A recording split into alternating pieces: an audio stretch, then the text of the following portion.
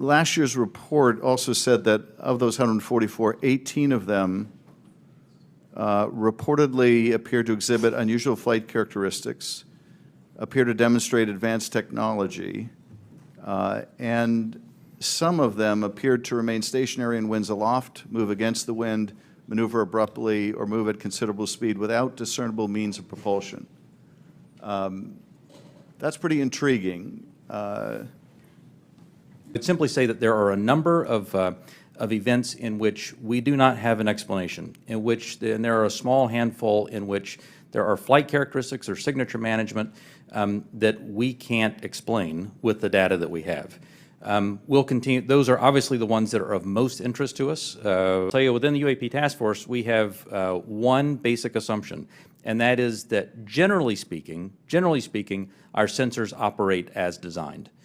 The UAP task force has a very good relationship with Space Force, as it does with the rest of the Department of Defense.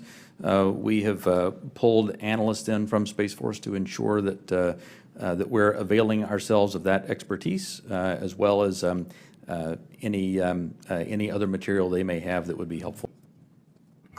I mean, the example that I would say that that is still unresolved, that I think everyone understands quite well, is the 2004 incident from Nimitz. We have data on that, and it simply remains unresolved. Does not mean it resolves to being something, right, that is easily explainable or well, obviously it resolves to being something that is difficult to explain. Mm-hmm. But I can't point to something that definitively was not man-made, but I can point to a number of examples in which remain unresolved. Gotcha. Do we have any sensors underwater to detect on submerged UAPs? Anything that is in the ocean or in the seas? So I think that would be more appropriately addressed in closed session, sir. Okay.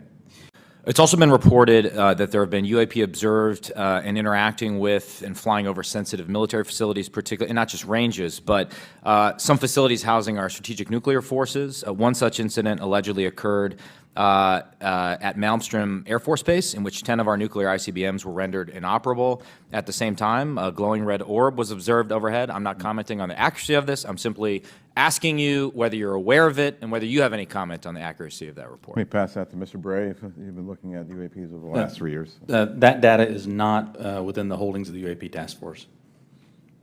Okay, but are you aware of the report, or that the data exists somewhere?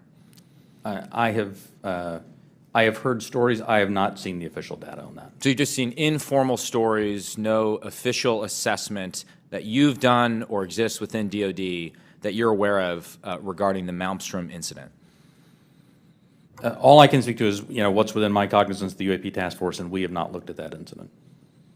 Well, I would say, it's a pretty high-profile incident. I don't claim to be an expert on this, but that's out there in the ether.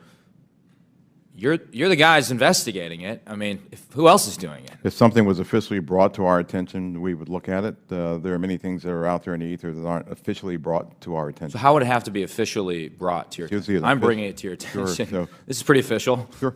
So we'll go back and take a look at it, but... There are a small handful of cases in which we have more data that our analysis simply hasn't been able to fully pull together a picture of what happened. Have seen these. China has established its own version of a UAP task force, so clearly a number of countries have observations of things in the airspace that they can't identify. I mean, it's clear that the majority, well, it's clear that many of the observations we have are physical objects from the sensor data that we have.